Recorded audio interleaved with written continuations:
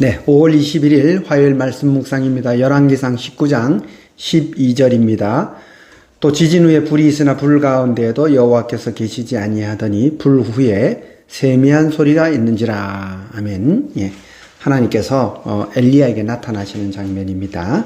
먼저 하나님께서 하나님의 산 호렙으로 가라 하셨고, 그리고 엘리야에게 그 호렙 산에 서라 하십니다. 그리고 나서 크고 강한 바람이 산을 가르고 바위를 부수었다. 바람이 얼마나 강했으면 이랬겠습니까? 그렇죠? 그런데 그 바람 가운데도 하나님께서 계시지 않았고, 또 바람 후에 지진이 있었는데 그 지진 가운데서도 계시지 않았다라고 말합니다. 그리고 지진 후에 불이 있었다. 불 가운데도 계시지 않았다라는 겁니다.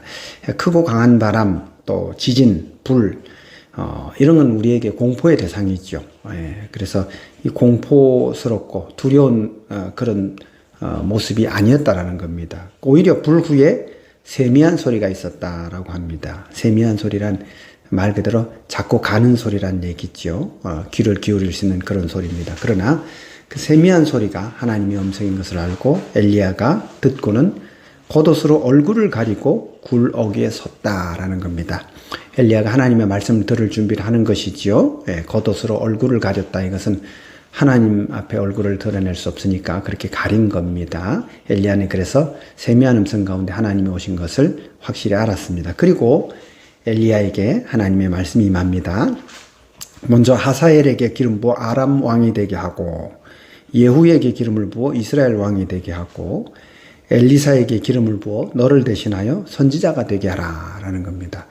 그리고 이렇게 말씀하십니다. 하사엘의 칼을 피한 자는 예후가 죽이고 예후의 칼을 피한 자는 엘리사가 죽이리라 라는 겁니다. 철저한 심판을 말씀해 주시는 것이죠.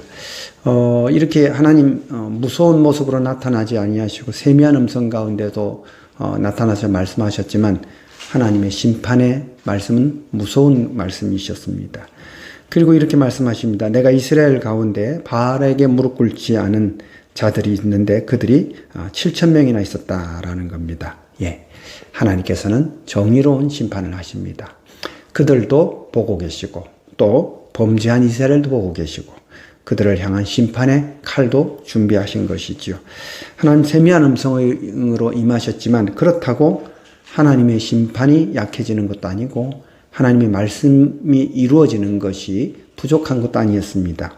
우리는 이 본문을 통해서 분명하게 알 수 있는 것은 하나님의 말씀, 하나님의 언약은 반드시 이루어진다라는 것입니다. 그리고 오늘 본문은 또 심판에 관한 그런 말씀이기도 하고요. 성도 여러분, 우리가 이 땅을 살아가면서 하나님의 음성 듣기에 힘써야 합니다. 때로는 우리에게 이런 세미한 음성으로 오실 수도 있고 때로는 따뜻한 위로의 음성으로 올 수도 있습니다. 중요한 것은 나의 상황에 맞게 하나님께서 말씀을 주실 때에 그 말씀에 귀를 기울이는 것입니다. 그러므로 성도 여러분, 하나님 말씀에 귀를 기울이시기 바랍니다. 하나님의 말씀 가운데서 여러분이 하나님을 만나셔야 합니다. 그리고 그 하나님의 약속은 반드시 이루어진다라는 것입니다. 이 약속의 말씀 붙들고 하나님의 말씀, 하나님의 아들 예수 그리스도의 말씀을 붙들고 나아가시기 바랍니다. 감사합니다.